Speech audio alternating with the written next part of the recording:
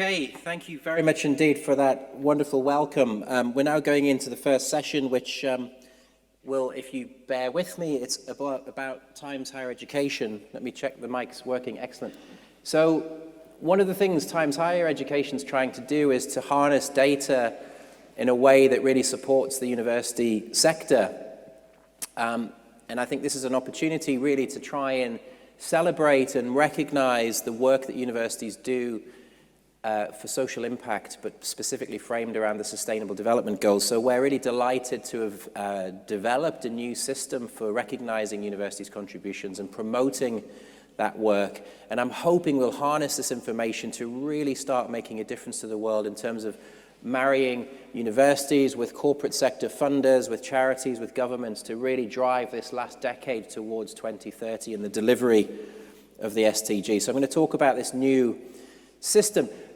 You probably best know us for the world rankings. We've been publishing the Times Higher Education World University Rankings for 17 years, back in 2004. It gathers headlines all over the world, in China, in America, in the UK. Everywhere we attract millions and millions of viewers to this ranking on our website, billions if you count the global media attention. And it is a phenomenal piece of work. There's a huge amount of data in there. 77.4 million citations are analyzed to create the ranking. Almost 13 million research outputs are studied. 250,000 data points are provided by you, the universities. 21,000 academics a year are providing their expert insight. 1,800 universities provide us with information.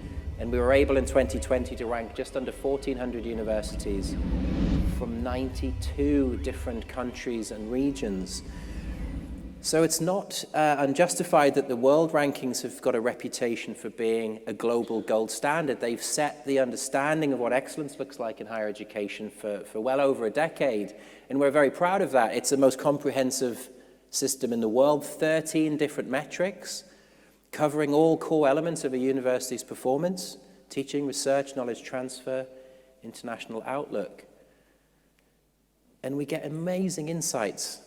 Those 1,400 universities all over the world, we're getting performance data across a whole range of their activities right across the world. You can see here the distribution of world-ranked universities, big concentration in North America. The darker the dot, the higher the score. You can see these clusters of outstanding performance in Western Europe and North America, but emerging powers in East Asia, Central Asia rising up. We've got a great world, a huge resource of outstanding universities all over the world, wanting to share their information, wanting to benchmark against each other, wanting to collaborate and partner. Amazing insights from the world rankings. But I think I have to make, in this very private, quiet environment, I have to make a confession and say, the rankings are really quite boring. Look at that: Oxford, Cambridge, Stanford, MIT. We know these are the world's greatest universities. The results are often very predictable. We're looking at rich, elite, Western institutions. And at Times Higher Education, we do feel strongly that actually there is more than one type of excellence. The world rankings, very heavily based on research excellence. That's as it should be. We're looking at the knowledge economy. We're looking at universities' power in driving forward new knowledge, new ideas, innovations, providing future leaders, skilled graduates. Research is crucial, but research is highly dominant. And if you combine research with reputation, the world rankings are really based on prestige, research, and let's face it, to a large extent, wealth. But as I said, there is no single model of excellence in higher education. For a fair selection, everyone has to take the same exam. Please climb the tree. You know, we are different and diverse, and one of the great strengths of our universities is that difference and that diversity. And it's not, we shouldn't have everyone all seeking to ape and copy one another. No, it's not that we should create Harvard as a model of excellence that everyone should aspire to. We should celebrate and recognize diversity. And Times Higher Education's mission statement is to recognize that diversity, to recognize institutional missions around teaching, research, and social and economic impact. So after many years of producing the world rankings, we were able to really rethink and invest in a new idea. And I think it's really, really timely.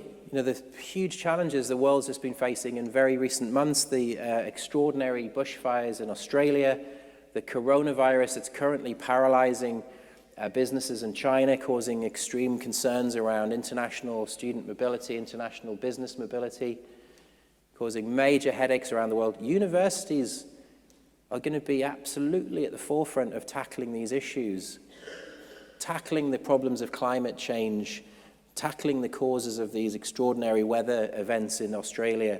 They'll be the ones who are finding the vaccine and working on the cure and monitoring and understanding the spread and the risks associated with coronavirus and the next generation of that virus.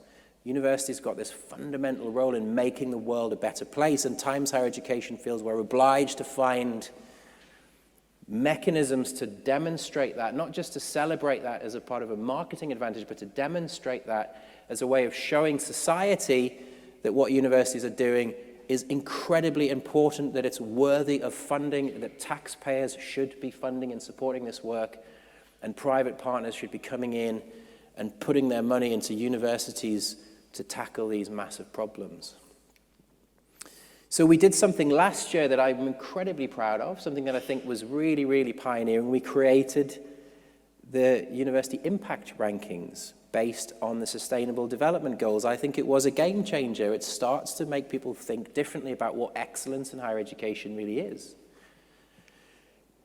The World Economic Forum said this is the world's first global attempt to document evidence of universities' impact on society, rather than just research and teaching performance. Metrics include universities' policies on academic freedom, their use of secure employment contracts, the share of senior female academic staff. This is incredible stuff we can really tackle right down to how they treat their workers, how they live their own values, as well as how they're solving the world's problems, how they're outwardly contributing to government, to charities, to society. Brookings Institute, there was a piece by one of their fellows that this new ranking is a welcome new development to elevate the public perception of the universities most committing to service to humanity. There's no more worthy role of a university, so we're incredibly pleased to be able to reflect that. Mark Charlton, who we're delighted to have with us here today, wrote in Times Higher just the other day that these sorts of rankings provide an incentive. It provides a bit of momentum. They help focus institutional minds. One of the things that someone said to me was that actually even the process of submitting to this ranking made the university think much more differently from a central level about what they actually do to contribute to making the world a better place. And having a centralized understanding of that really does create all sorts of incentives to not just galvanize faculty internally, help the university focus, but help external stakeholders understand that position. And then we have people like policy directors, Roger Smith, one of the former tertiary education heads in New Zealand, talking about these are measuring what matters, not what can be counted. Was it Einstein who said you've got to count what's measured, not measure what's counted, or was it the other way around? But we're starting to try and focus on the things that are difficult to capture but are important to capture. Angel Calderon from RMIT said it has captured global attention. The world has really got behind this new initiative, which is really, really exciting. Universities themselves have been harnessing the information to demonstrate their power. A showcase for the work being delivered by universities, said Julie Sanders at Newcastle in the UK. Julian Skirmy from the University of Manchester, the SDGs are the world's call to action. So actually being recognized as a university that's contributing most to this is something really important to that university's sense of mission and purpose. So how did we create these rankings? It was extremely hard work, I have to admit.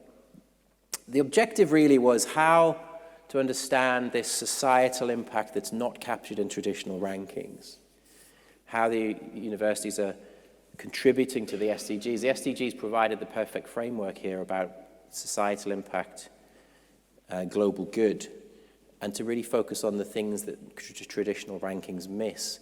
But also we wanted to be fair and inclusive. So it wasn't about the rich with the great capacity for data collection and data management will always do well because they're really great at submitting to these things and they're got big teams of experts contributing. We wanted to understand that actually universities in developing countries had a story to tell. Universities with less resource had a really positive story to tell. They may not be providing Nobel Prize winners with the most cutting-edge research, but they can be doing extraordinary things in health, in producing health workers and nurses into their local communities, in creating decent work and economic growth by providing vital skills at a local level. So that's the kind of objectives. And we chose the Sustainable Development Goals as our framework because, of course, the world has already coalesced, I should say, around the Sustainable Development Goals. It would prevent arguments. It would allow us to be able to be very clear that we already have a framework here. We already have a set of a consensus around what is vital for the world to achieve. And actually this idea that, you know, they're all interrelated is really, really important. And that all countries have a really important contribution to make. So the process was, we had lots of discussions, we had open consultations, we brought in a third-party partner who's been working on how to actually manage this sort of internal data. We had official consultation sessions at some of our summits, and we've been having as many conversations as possible and running webinars.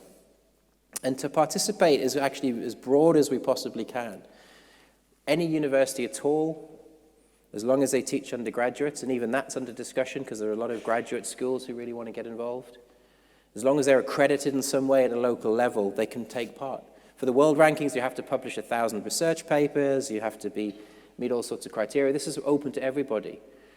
And the other thing we wanted to do for the sake of fairness was we don't require you to submit to all of the SDGs. You can decide as an institution that you're focused in key areas and just submit to those key areas. So we provide a ranking for all of the SDGs. Actually, in year one, we only did 11, but in year two, that's happening right now, we have done all of them. So you can be ranked in any individual SDG or all of them, and then we'll rank you overall, but we'll only rank you based on your best 3 SDGs. So we're trying to make it very, very inclusive in the sense that you don't have to tick all the boxes. You can be focused. You can have a niche area of strength. And the only real criteria is you have to give us the data so we can evaluate it. As I say, in terms of fairness, minimize the submission requirements so it's not a huge burden of time. Open the entry criteria as much as possible. Publish individual SDGs, and also include banding and things like that to reflect the statistical uncertainty involved in this sort of work. So what are we actually exploring? Well, in year one, we categorize this in kind of 3 key areas. Research. Are you actually producing research that is directly relevant to the SDGs?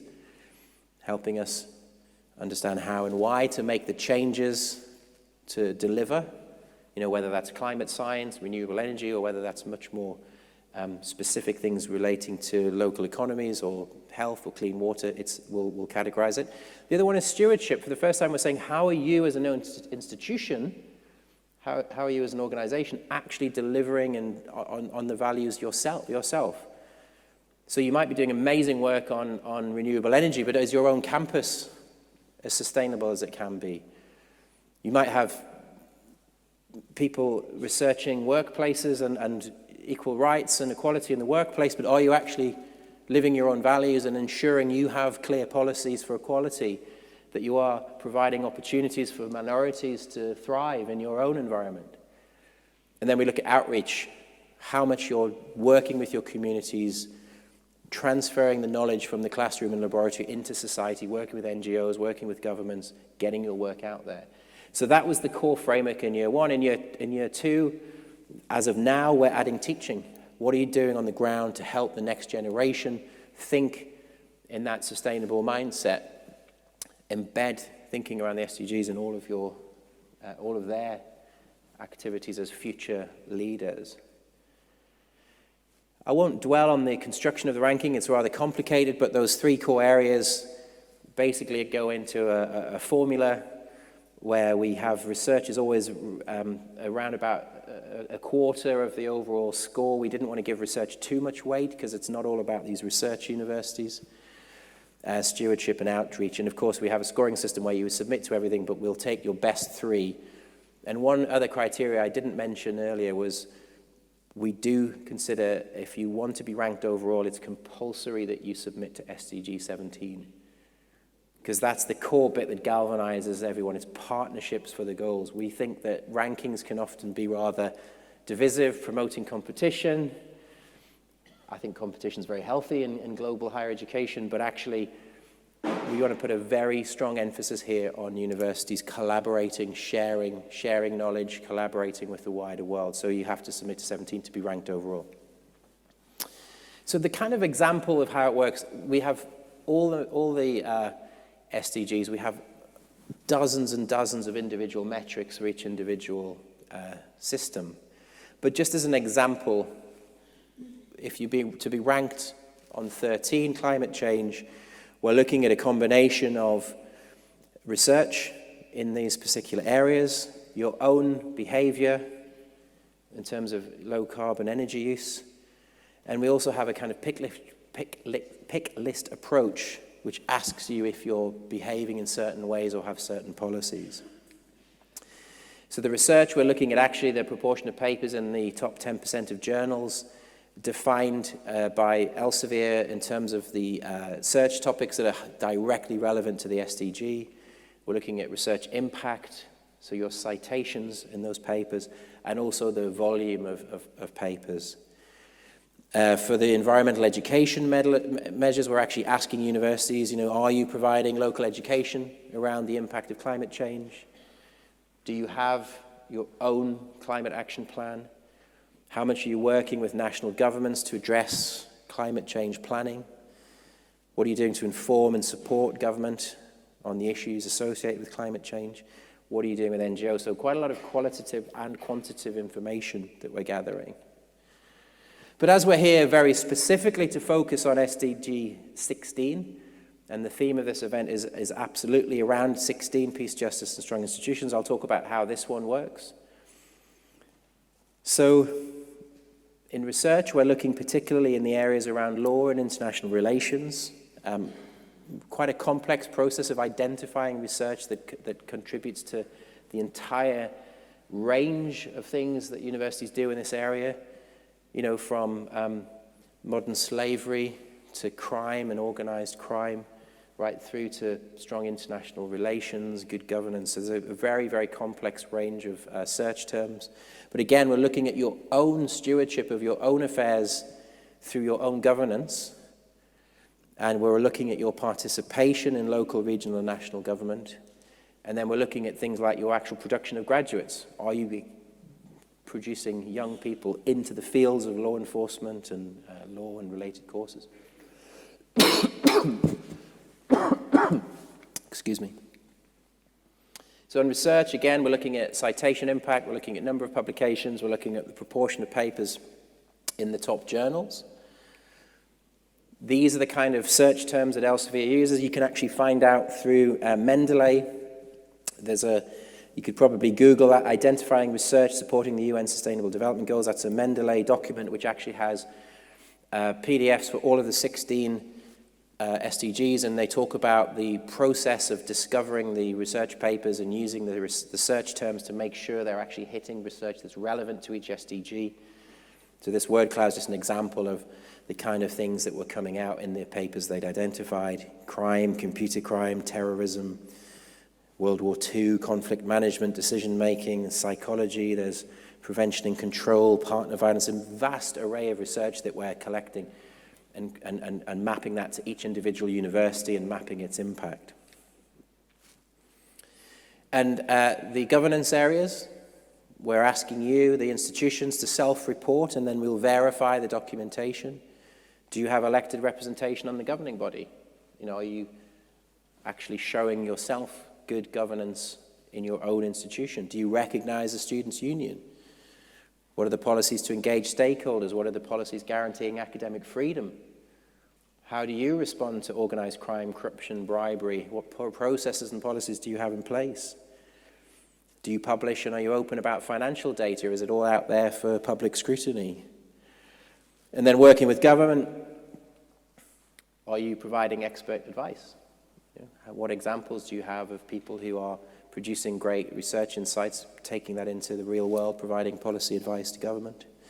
Outreach activities and generating research directly used to inform government policy in these areas. So that's the kind of framework we're evaluating institutions on. So looking at the first edition of the ranking, we had 560 universities worldwide taking part.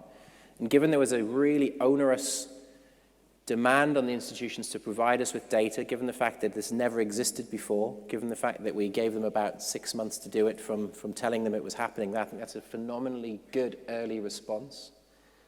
The distribution was pretty good. I think we'd like to see more in North America. There's 48, but actually a lot of Canadians doing a really strong job there, 187 there in Europe. Australia embraced this, 23 institutions in Australia, 117 in East Asia. So it was a very good overall balance. In terms of Spain, I put Portugal in there as well, just as a reference point. 16 public universities submitted in year one, 4 from Portugal, 2 private for-profits and 2 private not-for-profits. So a reasonably strong showing from Spain in the inaugural edition. And this just shows which SDGs in particular universities were more likely to submit to. So the blue is the world numbers, and the orange is Spain. So Spain, I guess the most popular one was partnership, 17, because that was compulsory. But you can see their education and gender were joint most popular for Spain to submit to, and innovation was number 3. For the world, actually, education was second most popular, than health and innovation.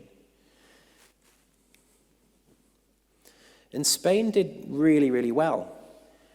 This just shows overall there was 4 top 100 ranked universities in Spain. I was just talking at a session earlier, before we officially began, about Spain's performance in the world rankings. And the top ranked Spanish university in the world rankings is 148, I think. But Spain has 4 universities in the top 100 of this new impact ranking. So I think that's really positive. 10 in that next 100 to 200 band. You can see there for SDG 12, there's 9 top 100 universities, 8 top 100 universities for SDG 4 and SDG 5. So in an inaugural list, a really strong showing for Spain. I think Spain performed exceptionally well. And SDG 16, the issue at hand, we have a really strong 7 top 100 universities in Spain, another couple in the next few bands. So Spanish universities have galvanized. They are demonstrating a really great contribution here to these core SDGs, but SDG 16 is a great one.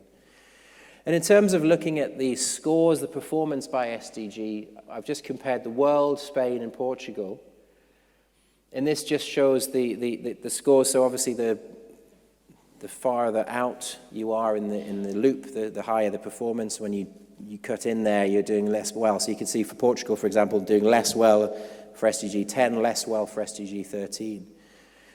But what I think is really interesting is for SDG 16, Spain is outperforming the rest of the world. It's a particular area of strength. SDG 3, Spain is ahead of the rest of the world. SDG 5 and 8, Spain is a really, really strong performer. 5 there is gender equality. 8 is economic growth, innovation. So there's some real strengths in this system and unique strengths. And I think one of the things we're keen to do is by trying to provide this data at the individual institutional level, we hope we can start creating networks and new mechanisms for new collaborations, new partnerships, helping governments to identify strength and invest in it, but helping the private sector and their corporate social responsibility funding and their research funding start actually creating really meaningful engagement and exchanges. And of course, we're now sitting on a vast wealth of individual policies and documents, and hopefully we can turn that into insight. We can turn that into good practice guidelines. In terms of the performance, so the green there is the highest ranked in Spain for each SDG. The blue is the highest ranked in Portugal, and the black is the total number of submissions. So you can see there, actually, the University of Barcelona was 4th in the world for SDG 17 partnership. Autonomous University Barcelona was 7th in the world for SDG 10, reduced inequalities. Comillas Pontifical University is 7th for SDG 8, which is decent work and economic growth. I love the decent work one actually because we often get criticized that rankings encourage competition, they encourage metricization, they make life hard for academics because they're being constantly measured and benchmarked. With SDG 8, the ranking says, are you putting faculty on secure contracts? Are you ensuring that you're promoting gender equality in the workplace? We'll actually monitor and capture how many female leaders you have. Lots of great ways of encouraging good practice within an organization. Pompa Fabra is 8th in the world for SDG 5, gender equality, 5 gender equality. But I think it's worthy of a special mention. University of Justo is 101 to 200 overall, but 27th in the world and number 1 in Spain for this particular issue. And that's why I think I'm particularly pleased that Justo were able to host this event, because I think we need to have live examples of good practice and living embodiments of good practice. So we're able to gather here and discuss this issue in a university that's demonstrated an outstanding contribution to this SDG. Another shout out, Nova in Lisbon, 65th in this particular SDG as well, Peace, Justice, Strong Institutions. Looking at the world for SDG 16, interesting in terms of strong institutions and international relations and geopolitics, the National Taiwan University came out number 1 in the world. Very interestingly, in terms of geopolitics, Russia had an institution up there high. SOAS in the United Kingdom, outstanding work in terms of law, of course, in terms of international relations, did exceptionally well. Helsinki, Leicester in the United Kingdom doing incredibly well. As I think we'll hear from Mark later on, De Montfort University's in Leicester. Leicester's a phenomenally multicultural, diverse community, so it's great that universities in these communities are doing excellent work there in their local communities. King's College London, Auckland, New Zealand, Indonesia, so really diverse range. That's some of the thing I love about this, is it's incredibly diverse. Most of the top 10s are just US, UK in the traditional rankings. This is a phenomenally diverse list. And looking again, because we're here in Spain, and I know a lot of you here are from Spain, Justo, number 1 in Spain, Autonomous Madrid, 58th, Nova, 65, as I said, Comillas Pontifical University, 68. A lot of world top 100 performers here. This is something that we haven't seen in traditional rankings, something I think is really worth shouting about and celebrating. Just changing that perception of what excellence is, changing that understanding of where you stand in a kind of pecking order in the world. But also, again, identifying that unique sense of excellence in universities that's often hidden, just often isn't visible to the world. So just bringing that out is just so exciting. In terms of scholarly output, I'll just flag there partnerships, health and well-being, and responsible consumption. They're off the scale. I've put them down on the bottom right there because the overall number of papers are so huge. 159,000 papers that fitted into the partnerships. In terms of good health, there's 73,000 papers produced by Spain. But you can see that Spain, the blue bars is Spain's total output within these areas, and then the orange is an individual university's contribution. And you can see there that actually peace, justice, and strong institutions, there's not a huge amount of actual output here, but there's about 4,000 papers in that 5-year period were produced in the categories defined by Elsevier that contribute to that. So Spain is producing thousands of papers directly contributing to helping us improve our understanding of this incredibly diverse but incredibly vital SDG. Climate action, again, about 4,000 papers, not actually very big given the size of that problem. Something, again, it helps us provide an understanding of where priorities might lie, where we maybe need to invest more. But actually really, really strong work in gender equality, great work in quality education. And as we say, these ones off the scale. It's interesting on peace and justice, one university produced 500 of those 4,000 papers. It was a university in Barcelona. So we can really start to understand who's doing what and who's contributing most and how we can bring people together, how we can encourage collaborations. We can identify individual papers, individual institutions, individual scholars, hook them up. Something I'm really passionate about is creating those networks, doing our bit with data to bring people together to contribute and deliver. So just briefly before I move into hopefully a Q&A section, I hope you have plenty of questions because we have got time. I want to talk about the next cycle. We will publish the 2020 results, the second edition of this ranking, in Stockholm in April at the Innovation and Impact Summit. The data has now just all come in, and I think it's pretty much finished its verification process. We've had dozens and dozens of people verifying all this data, and we're getting ready, building the calculations to publish the second edition. But I think the first thing I wanted to say is that we're absolutely delighted that 850 universities have submitted. So year one, it was about 560. Year two, we've put hundreds of more universities into this pool. And if you think about the fact that world university rankings were only ever a top 200 for the first decade of their existence, this is amazing. This is the world getting together and galvanizing and coming forward and saying, we want to be part of this, we want to show what we can do, we want recognition for this, but most importantly, we want the data to support the case we're making to show that we're contributing here. And this bar chart is just about the level of submissions per SDG. So I am encouraged that SDG 16 is a really popular one. It's not as popular as number 4, which is education. It's not as popular as number 3, which is good health. But you can see there it's up there with SDG 9, which is, I think that's the, I can't even read. Can anyone remind me what SDG 9 is?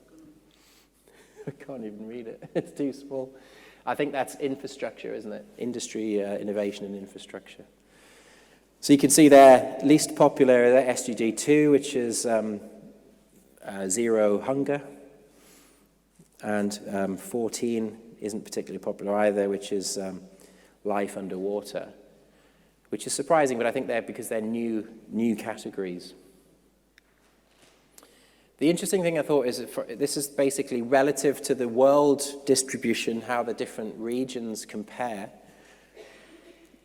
And my colleague made a bit of a joke because obviously in Britain we're obsessed with Brexit, and all of my colleagues who are from all around Europe are horrified by Brexit. They said there perhaps isn't a greater illustration of the power of the European Union, that in Europe there's a much greater propensity to submit to strong institutions and peace and justice, and a much greater impetus to contribute to number 8, which is economic growth. So that's the sort of sense. And of course, there are other areas where their propensity to submit has been greater, but much less so here on no poverty. I guess there is a geographical issue there where that's more pressing, but I would like to see European institutions in the West doing more to support that. And the big drop there is life underwater, but I guess that's a little bit more understandable. In Asia, much less likelihood to submit to strong institutions, peace and justice, much greater propensity to submit to number 6. And in terms of the actual submissions to SDG 16, we are starting now to build a really interesting global picture of who's doing what in this area. You know, some really, really healthy numbers of submissions, just under 180 universities in Asia, about 150 institutions in Europe, just shy of 30 in Africa, just under 60 in Latin America, but also some from North America, Oceania. I think the biggest challenge for us really at THE is that we want the North Americans to get more involved in this. All the regions of the world are getting engaged. And this year, a couple of the kind of traditional big hitters, Massachusetts Institute of Technology got involved, but actually the US is less engaged. So we'd like to put a bit of pressure on the American university system to say you need to start playing this game. And actually more and more I think that I hope students and consumers will actually start asking questions about this.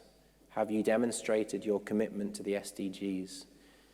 We'd like to see that you've actually gone through this process. We'd like to understand whether you're committed to these issues. And hopefully students provide some consumer pressure to say that they want to be part of this. So that's it in terms of the overview of this particular ranking. I'm just trying to stimulate a conversation, and I think today should be about much more than metrics. You know, metrics are inherently simplistic and inherently reductionist, and I think the exciting thing about this event is going to be the conversations that are sparked by all of you.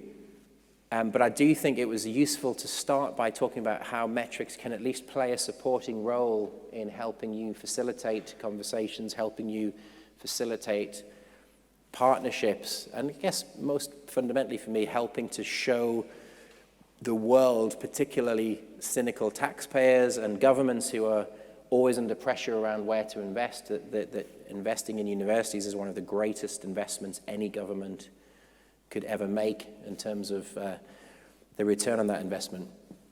So we do have a little bit of time for Q&A or criticisms or challenges or discussions. So I think we have a microphone at the back, and please do just raise a hand and we can have some questions. There's one at the front here. If you don't mind saying who you are, I mean, I know who you are, but for the benefit of the room, if you don't mind saying who you are, so we all know who's who. Hi, Carla Coppell with Georgetown University. Thanks so much for the presentation. It's really interesting. And I had 2 questions in case you're short, or you can just pick one of the 2. The first is, I noticed, and maybe this is implicit and not, I'm drawing the wrong conclusion, but in the way you derived the rankings, there was nothing about the extent to which the issues embedded in the SDGs are actually being taught to students. And I wonder if you could speak a little bit to that, because I think that that's so important to embedding these values in the next generation. And then the second is, I notice, and I don't memorize your rankings, but there's almost no overlap between who's on top in these rankings and then who's on top in your traditional rankings. And I wonder is there a conclusion that can be drawn about that? Does that mean that the institutions that are on top of the other sets of rankings are not valuing these things to the same extent? Did they simply not play and submit? What does it mean? Thank you. Two great questions and challenging ones. I think the first question on education is, you're absolutely right. In year 1, we didn't include that. I think, funnily enough, we've now decided to include it, and it will be included in year 2 when we publish in April the second iteration of the ranking. One of the criteria is how much are you instilling and embedding the SDGs into your curriculum, into the teaching and learning in your schools. So it is definitely happening, but it's correct, it wasn't happening in year 1. I think part of that was just the practicalities, the finding our feet in terms of the amount of data we request, finding an understanding with the universities about how much information they actually have on this issue. But it is now in, and we have had submissions, so it will be included in year 2. Funnily enough, there was one comment challenging us on academic freedom around who are you to say that universities should be teaching this stuff. But actually, I completely disagree and think, of course, we're judging universities on their contributions to the SDGs through their research, through their own outreach and community engagement, and through their stewardship. Of course, it's fundamental we should be looking at what they're doing in terms of the next generation. And I hope there's a nice sort of symbiotic relationship. I'm really hoping students will actually put more pressure on universities, say, we want to see evidence of your commitment here. And also the universities will demonstrate that through their teaching, and hopefully there's a virtuous circle. The second question is, I think in year 1, definitely part of it was people not submitting. So, you know, there's 20,000 universities in the world, there's about 1,400 in the world rankings, and this year only 560 came forward. A lot of universities said it was about being hesitant to be a first mover, and I think, to be frank, if you are Harvard or Oxford, you've probably got much less to gain from trying a new ranking where you might not be highly ranked. So actually, I'd like to pay a massive credit to some of those traditional big beast universities, the University of Manchester in the UK, King's College London, who are traditionally highly ranked, who did come forward and did take part, and I think they've actually been vindicated. They've done quite well. In Australia, we had Sydney in there, we had UNSW. In Canada, we had Toronto, which is obviously the highest ranked university in Canada, 20th in the world. So some of them were bold and brave. Some of them thought, well, let's sit back and watch. Year 2, we've had a couple more, so I'm really pleased MIT was the big one. They've decided to come in. The interesting thing is, how much does it trouble them that if they're not at the very top? They're used to being at the very top. It's very interesting, the dynamics. But I'd argue that if you're not at the very top, it's still really important to be able to say you're in that conversation, you're part of that world, you want to share information about it. A bit of both. Participation in the US was particularly challenging for us. But it's definitely changing. And I think the addition of hundreds more in year 2, I think, has been great. We're really excited about that. And hopefully we'll have a really big global map. Does anyone else have any questions? Yes, please. I'm surprised I didn't keep stopping during this presentation just to gawp at the amazing room. Actually, it's beautiful. Sorry, please do. Hi, my name is Giovanna. Thank you for a lovely presentation. I work with the Trinity College in Dublin, and I would love to hear about how do you see the arts and humanities making an impact on SDG 16, particularly considering that the outputs of excellence research in arts and humanities not necessarily come in the form of journals and peer-reviewed papers, and the challenges we're facing are particularly regarding how we understand each other, bridging polarization, and reframing debates, and deepening understanding. So, thank you. Thanks very much. I think, that's a really big issue that we face for all of those sorts of bibliometric-based rankings. The way we deal with it in terms of world rankings is, of course, we create subject normalization. So, in the biosciences, the actual innate volumes of citations are much, much higher. So we create subject-by-subject global benchmarks so that actually if you're doing amazing work in social science, you're not swamped out by biological sciences or something like that if you're doing great arts and humanities work. And we do look at publication types. So we're looking at things like books and book chapters as well as journal articles. And I think the only real push in terms of bibliometrics is, of course, we're only comparing like with like. So it's arts and humanities within its own context. So at least we've got a level playing field around the overall citation levels of the papers, and yours having a higher or lower impact than the global averages. So it's a level playing field, but I think you're right, the actual volume of outputs is so much more diverse than journal papers and books and book chapters. We do have the system where we ask universities to tell us about their outreach activities. So it would be things like, was there a great piece of social science that specifically fed into a policy review that you could trace into an actual policy change? Arts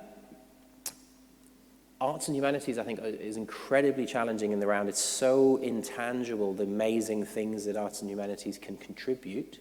Obviously, law, we can be quite clear around law journals and legal precedent and all sorts of metrics that help us understand that. But there's so many diverse contributions in the arts and humanities that are difficult. I mean, one of the things we haven't done and maybe we should experiment with is looking at some of these alt metrics. There are ways of trying to understand influence through social media, for example, through sentiment analysis through social media. In the United Kingdom, there's a really extraordinarily powerful but incredibly laborious system of creating case studies. So I'm sure you're familiar, a lot of people, with the Research Excellence Framework in the UK. There's 25% of the evaluation is based on impact. And they literally have institutions writing written narratives of the impact. And actually, it's great as a journalist because sometimes I get written to saying, remember we talked about a gender equality ranking 5 years ago, and I know that you've used that and you've now actually created a ranking that includes gender equality. Could you explain that I contribute. So people are actually creating these great narratives about how they changed public practice or they influenced behavior. And that's an amazing resource in the United Kingdom, but there's like I think there's 7,000 case studies, and it costs tens of millions of pounds to do. So unfortunately, I don't think that's a practical solution for something at a global level for hundreds and hundreds of universities across the whole world. So that's a very rambling answer to say I don't think there's any really easy answers there, other than possibly altmetrics and trying to understand social and traditional media. You know, because at least you can capture, I mean, more social science really than arts and humanities. You can sort of capture kind of policy debates and academic contributions to public discourse around certain, you know, economic policy or social policy. So that's a very long way of saying we're not quite sure, but we're really keen to try and continue to evolve and understand new ways of doing things. And I'm probably pinning most of my hopes on the magic of altmetrics, which have so many of their own challenges and issues, you know, around different usages in different countries and the problems of sentiment analysis. I think we have a bit more time, yeah, please.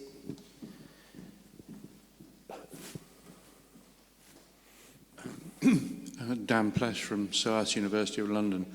I'm not noted for being a sycophant, but if I can make an exception, I think it's a remarkable initiative. I have a student writing term papers, you know, critiquing the SDGs because of their lack of quantifiable assessment. And I think the architects of the SDGs would never have envisaged this positive feedback loop through, you know, the elite of global higher education back into applying sort of peer pressure and more norm development within elite universities. That itself is perhaps worth somebody's writing an impact study. I'm currently writing 3. So I really just wanted to thank you for that. I think it's a very, very interesting development and a very interesting choice to make this explicitly political decision in the journal some years ago now. Well, I mean, funnily enough, actually, I think you can directly trace some of this back to SOAS, because I remember sitting next to Baroness Amos at a dinner maybe about, well, I guess a year or 2 ago, and I've had lots of conversations with SOAS, and they've actually talked about, you know, in SOAS you're doing some fantastic work, but the sort of structure and shape of SOAS doesn't sort of naturally fit into some of these traditional metrics. So I think it's actually the lobbying, you know, Times Higher is literally just the mirror, we're just the conduit, the facilitator.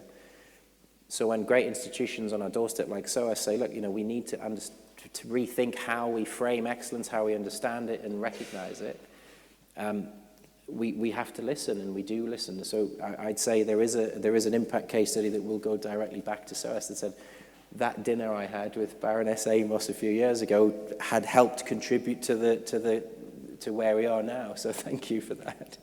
But yeah, I mean, for us, it's more important that, of course, we're a commercial company. We've got loads of ways of monetizing certain things and services and analytics. But fundamentally, we only do what we do well if we facilitate universities doing their own jobs more efficiently or more effectively, and if we can be a conduit for great things happening at the university to university level. That's one of the great privileges of our role, is to be a facilitator and a conduit. It's fantastic. I think we do have a tiny bit more time, please, if we have the mic over. I'm glad I left so much time for Q&A. I was a bit nervous that I'd left too much time. Hi, my name is Rado Ljubovanovic. I'm a PhD candidate at the University of Deusto. And thank you for the great presentation and making this much clearer than it is only from the web page. And thank you for the sneak peek at 2020. If you have something more or more detailed results to share, that would be great. This is maybe a bit too detailed, but because I'm working in peace studies, I wanted to ask about the goal 16, and I see that almost a quarter of the ranking comes from working with government.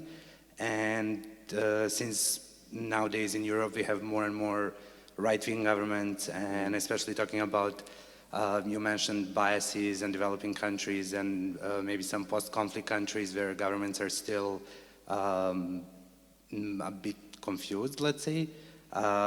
Is there any way to calculate that in? Or because I can see the working with government is most of the indicators are sort of good cooperation with the government. So I was wondering whether there is a way to factor in sort of bringing peace, even though the country may not be the most liberal one.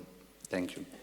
Yeah, I think that's a really good point. I mean, I guess the Central European University couldn't claim a very high score for working with government when it's just been kicked out of Hungary. I guess, you know, universities and systems that are facing hostile governments are inherently disadvantaged in that category, so it's a very good point. I think what we need to do is look at the weights and the balance of metrics. So obviously this year we're adding the teaching aspect. So again, I think as that bit is introduced, we have to shrink other areas. I think my instinct was to shrink research a bit more, because I do want to say this is not about research, and we don't want the traditional research powerhouses to always be on top. It's about trying to understand something different.